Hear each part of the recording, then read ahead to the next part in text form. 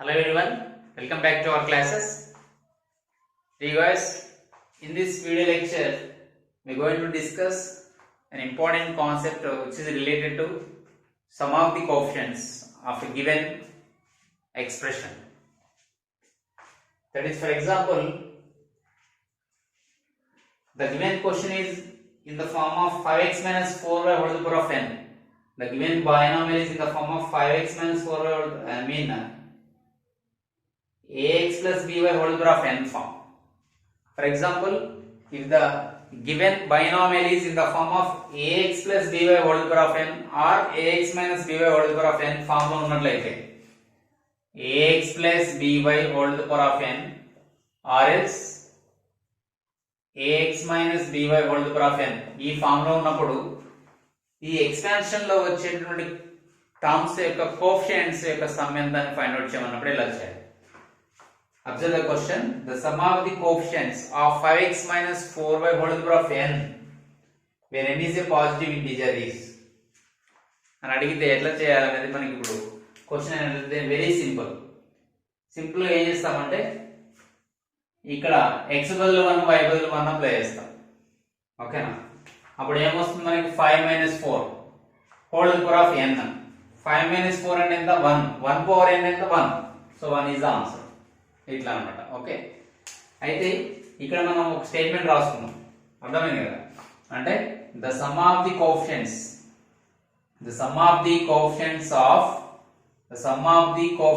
Of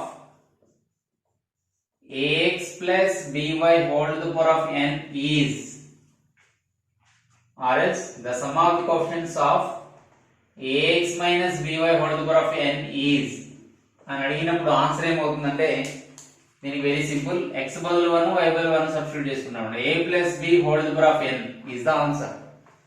ఇలా model లో ఉంటే, ఈ ఫామ్ లో ఉంటే, ఇచ్చిన ఎక్స్ప్రెషన్ బైనామియల్ ఎక్స్ప్రెషన్ అనేది ఇలా ఉంటే a minus b whole to the power of n, where a is here, if you compare with this, a is equal to 5, b is equal to 4, n అన్నమాట. ఓకేనా? Clear కదా? So ఈ విధంగా find out చేయడం ఇలా వేస్తాం. మరి ఈ కింద క్వశ్చన్ చూసినట్టే సెకండ్ క్వశ్చన్, ఇక్కడ ఇచ్చిన క్వశ్చన్ ఏంటండి? The sum of the coefficients in the expansion of 1 plus x minus 3x square whole to the power of 171 is. Sum of the coefficients అని అడిగినప్పుడు దీన్ని ఎక్స్పాన్షన్ చేయాలన్నట్టు మనకు ఆలోచన వస్తుంది. ఎక్స్పాన్షన్ చేయకుండానే మనం ఈ ప్రాబ్లం మనం ఈజీగా చేయవచ్చు.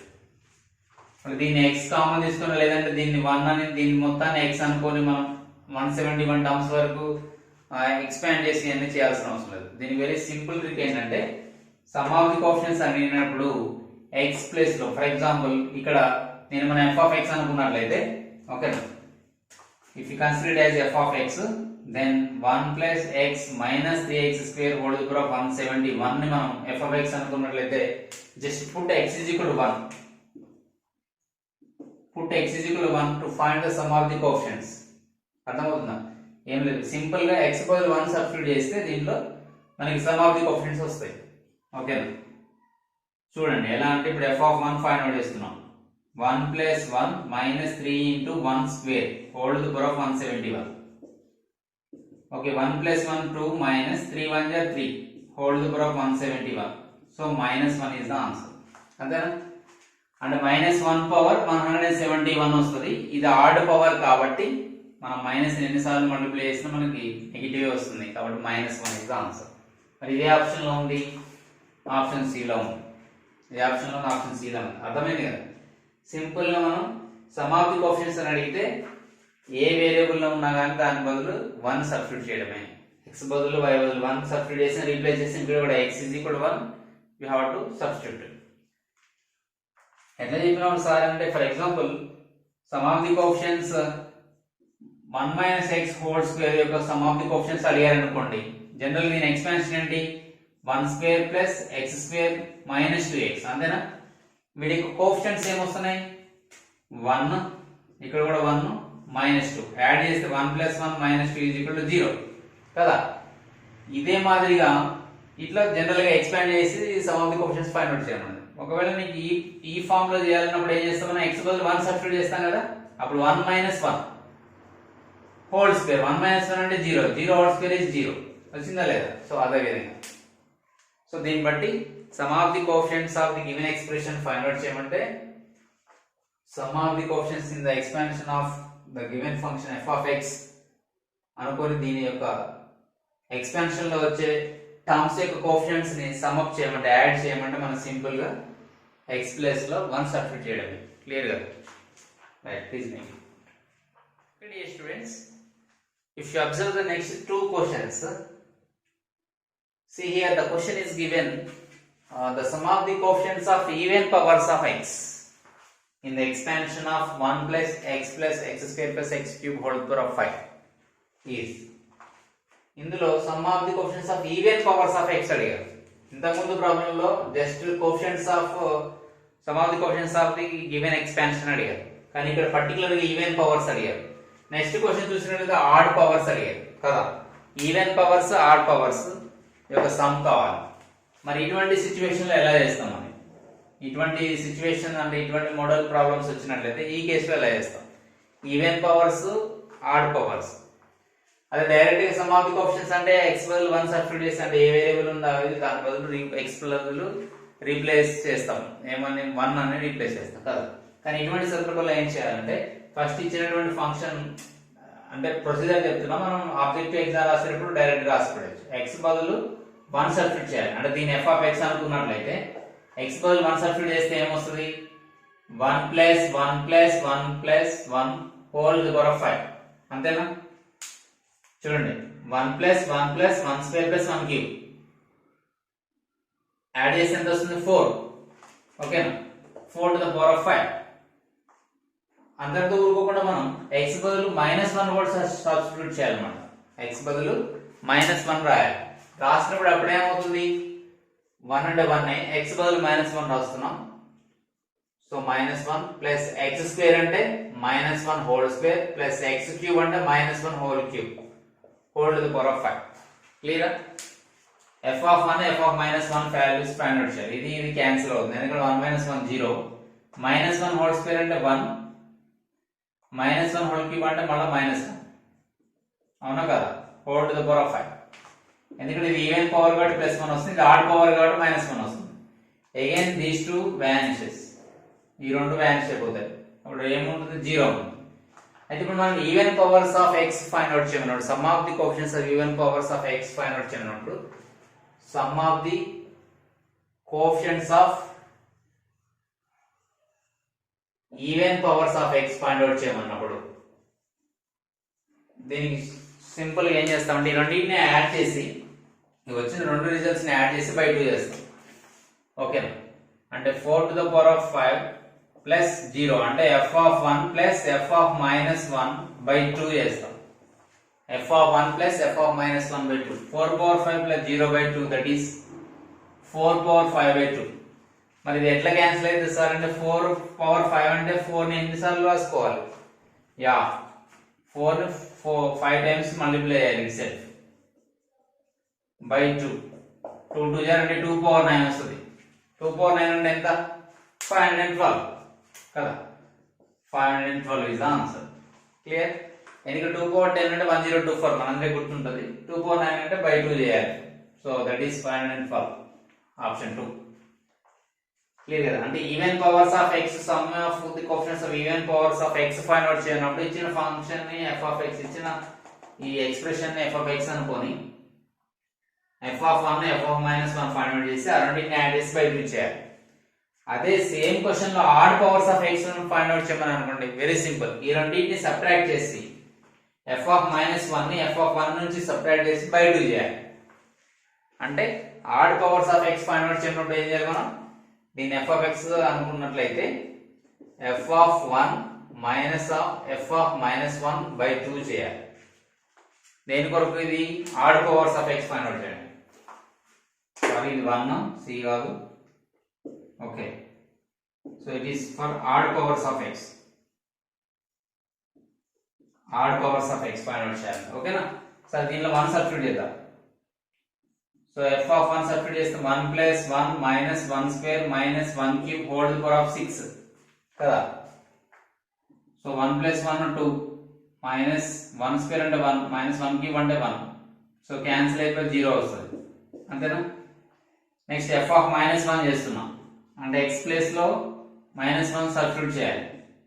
మైనస్ ఎక్స్ స్క్వేర్ అంటే minus 1 whole square, minus x cube అంటే minus 1 whole cube, whole to the power of 6. నేను ఎత్తినట్టుంటే అంత రాసుకోవాలి కదా. మరి రెండు వ్యానిష్ అవుతాయి కదా, 0 అవుతాయి.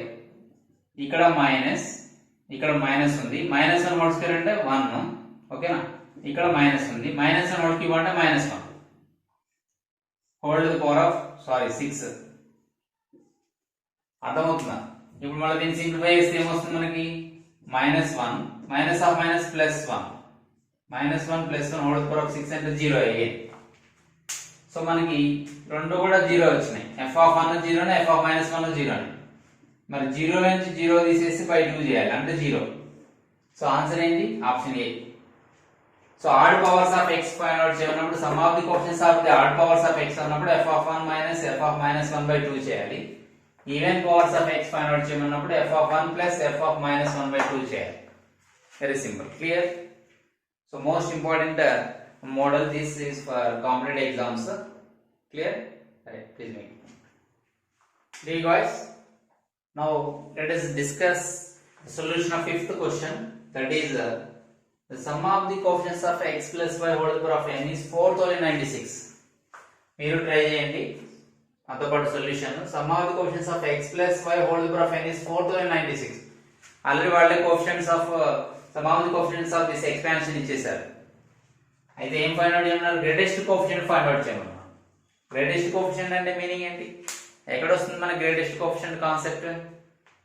మిడిల్ టర్మ్ ఫైండ్ అవుట్ చేస్తుంది. ఏదైతే మిడిల్ టర్మ్ ఉందో దాని యొక్క కోఎఫిషియెంట్ గ్రేటెస్ట్ కోఎఫిషియెంట్ కదా. ఏదైతే మిడిల్ టర్మ్ ఉందో దాని యొక్క కోఎఫిషియెంట్ గ్రేటెస్ట్ కోఎఫిషియెంట్. మనం ఆల్రెడీ డిస్కస్ చేసాం దాని గురించి కదా. So some of the coefficients of x plus y whole power of n is 4096. then the greatest coefficient is అడిగినప్పుడు మిడిల్ టర్మ్ ఫైండ్ అవుట్ చేయాలి. మరి మిడిల్ టర్మ్ ఫైండ్ అవుట్ చేయాలంటే first మనకి n వాల్యూ తెలియాలి కదా. మిడిల్ టర్మ్ ఫైండ్ అవుట్ చేయాలంటే మనకి ఏం తెలియాలి? n వాల్యూ తెలిసి ఉండాలి. n వాల్యూ తెలియకపోతే దాని ఎక్స్పాన్షన్ ఎన్ని టర్మ్స్ వస్తాయి అన్నది తెలియదు మనకి. అదే విధంగా అప్పుడు మనం మిడిల్ టర్మ్ ఒకటి వస్తుందా 2 వస్తాయా, మనం 1 మిడిల్ టర్మ్ వస్తుందా 2 మిడిల్ టర్మ్స్ వస్తున్నాయని డిసైడ్ చేయాలంటే ఫస్ట్ n వాల్యూ తెలియాలి. మరి n వాల్యూ కోసం మనం ఏం చేయాలి? సమ్ ఆఫ్ ది కోఎఫిషియెంట్స్ అన్నాడు కదా. ఇది ఏ ఫామ్ ఉంది? x plus by whole power of n form లో ఉంది కదా. So sum of the coefficients of x plus y whole to the power of n is nothing but 1 plus 1 2 power n. అంతే కదా. 1 plus 1 whole to the power 2 power n. 2 power n అంటే ఎంత? దీన్ని ఎంతకి equal అని చెప్పారు? 4096 కి equal అని ఇచ్చారు. ఎలా తెలుసారంటే given is a given information.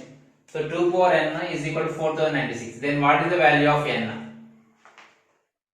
అది తెలుసుకోవాలి. మరి ఎట్లా వస్తుంది? మరి ఎంతకి ఈక్వల్? ఫర్ ఎగ్జాంపుల్ మనకి 1024 అయితే 2 power 10 అని తెలుసు, అంటే బేస్ 2 తో రాసుకోవాలి, అవునా? మరి దీన్ని 2 తో మల్టిప్లై చేస్తే 2 4 2048 అంటే ఇది 2 power 11 కి ఈక్వల్. మళ్ళా 2 తో మల్టిప్లై చేస్తే అప్పుడు ఏమొస్తుందండి? 4096 వస్తుంది కదా. సో 2 power 12 కి ఈక్వల్ ఇది. సో దీన్ని బట్టి మనం ఏం రాయొచ్చు? ఇక్కడ 2 power n is equal to 4096 can be expressed as 2 power 12, అవునా? So 2 power n is equal to 4096 ని ఏమని రాయొచ్చు? 2 power 12 అని రాయొచ్చు. So base is equal, middle is equal to sign. So powers also equal. ఈ రెండు కూడా ఈక్వల్ అవుతాయి అన్నమాట. therefore n is equal to ఎంత? 12 తెలిసిపోయింది. మనకి n వాల్యూ వచ్చేసింది. అంటే మనం ఏం ఫైండ్ అవుట్ చేయాలి? గ్రేటెస్ట్ కోఎఫిషియెంట్ ఫైండ్ అవుట్ చేయాలి. దేనిలో? In x plus y whole power of 12 లో ఫైండ్ అవుట్ చేయాలి. In x plus y whole power of 12. దీనిలో మిడిల్ టర్మ్ యొక్క కోఎఫిషియెంట్ మనకు కావాల్సిన కోఎఫిషియెంట్. మరి దీని what is the greatest coefficient formula ఏంటి? గ్రేటెస్ట్ కోఎఫిషియెంట్ ఫార్ములా ఏంటి మనకి? ఇక్కడ n అనేది ఈవెన్ కాబట్టి greatest coefficient is equal NCn/2 is the answer. n even కాబట్టి NCn/2 if n is even. ఎందుకంటే దీనిలో 12 ఉంది కాబట్టి పవర్ దాని యొక్క ఎక్స్పాన్షన్ లో 13 టర్మ్స్ వస్తాయి కదా. 13 అంటే మనకి n ఈవెన్ అయినప్పుడు ఒకటే ఒక మిడిల్ టర్మ్ వస్తుంది కదా. 13 అంటే మనకి అటు 6 ఇటు 6 పోను మధ్యలో 7th టర్మ్ ఉంటుంది అన్నమాట. అట్లా ఓకే, 7th టర్మ్ యొక్క కోఎఫిషియెంట్ దాని షార్ట్ కట్ ఫార్ములా అంటే NCn/2. అంటే 12c 12/2 12c 6 12c 12/2 అంటే 12c 6 n/2 వేరే n 12 కాబట్టి n/12 n/2 ఏమవుతుంది 12/2 6 మనం 12c 6 వాల్యూ ఎంత అనేది దీనిలో చూసుకోవాలి కదా. ఆ 12c 6 ఎలా ఫైండ్ అవుట్ చేయాలి? సింప్లెస్ట్ అది కాబట్టి మనం 12 ని ఎట్లా 6 టైమ్స్ తగ్గించాలి కదా. 12 into 11 into 10 into 9 into 8 into 7 1 2 3 4 5 6 times తగ్గించాం బై 6 ఫ్యాక్టోరియల్. 6 ఫ్యాక్టోరియల్ అంటే 6 into 5 into 4 into 3 into 2 into 1. Clear? ఇప్పుడు మనం ట్రై చేయాలి ఏమని? 6 2 12 ఖతం. ఓకే, 4 2 8. ఇంకేమైనా ఛాన్స్ ఉన్నాయా? లేదు. 5 2 10 చేయొచ్చు. ఓకే, సో నేను 3 3 9. సో న్యూమరేటర్ లో మిగిలిన డినామినేటర్ ఏం మిగలలేదు. సో న్యూమరేటర్ ఏం మిగిలినాయి? What are the remaining factors here? 11 into ఈ 6 దీనికి సంబంధించింది, టెన్షన్ పడవద్దు. Okay, 2 into 3 into 2 into 7 by 1 అంతే కదా. 11 ఇంటూ 2 ఇంటూ 3 ఇంటూ 2 ఇంటూ 7. దీన్ని మల్టిప్లై చేయవచ్చే ఆన్సరే మనకు కావాల్సిన ఆన్సర్. ఓకేనా? సో 2 2 4 4 3 12 అంతే. 2 2 4 4 3 12 12 7 84.